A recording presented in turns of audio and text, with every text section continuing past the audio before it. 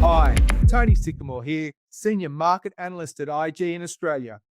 US stock markets ended a volatile week with mixed outcomes, buffeted by tariff announcements and a jobs report which showed an unexpected fall in the unemployment rate to 4% from 4.1% prior. This week has started in a similar fashion to last week, with fresh tariff headlines indicating that President Trump will announce a 25% tariff on steel and aluminium imports today. However, markets seem to be taking the view that Trump and tariffs are now becoming the new normal, with US equity futures actually trading higher. Looking ahead, the focus this week will be on the CPI report for January and Fed Chair Powell's testimony before Congress.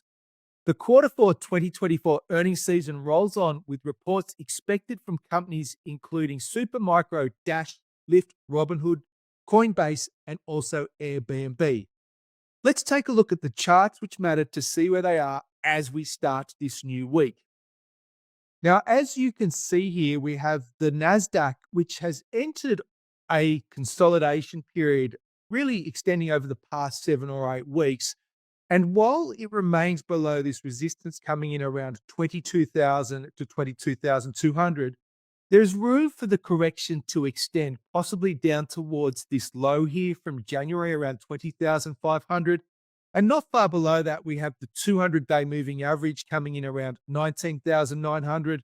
And of course, this uptrend support we've been watching for quite a long time now, which starts back in December 2022. Now, that comes in at this point of time around 19,500. So while the NASDAQ remains below this resistance, we need to allow this correction to continue, possibly with a lower range tracing out. At the moment, the range has been pretty much, 21,000 to 22,000.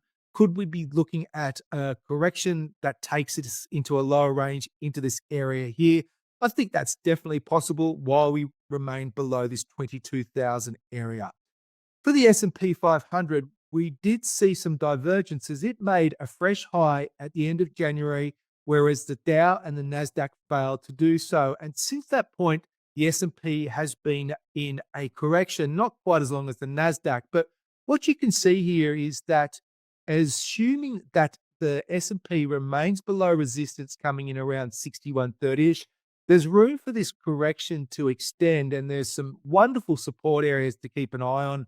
If you are looking to be a dip buyer, you have this 57.73 low from mid-January. You've got uptrend support coming from the Fed's pivot back in October 2023. And then not far below there, you've got the 200-day moving average coming in just above 56.50. So if we are to see this correction extend, then you've got some really nice support levels to keep in mind. Conversely, if it breaks above this 6130 area, the sustained break, of course, then you're probably seeing the start of a move up towards 6350 to 6400. Thanks for listening and have a great week ahead.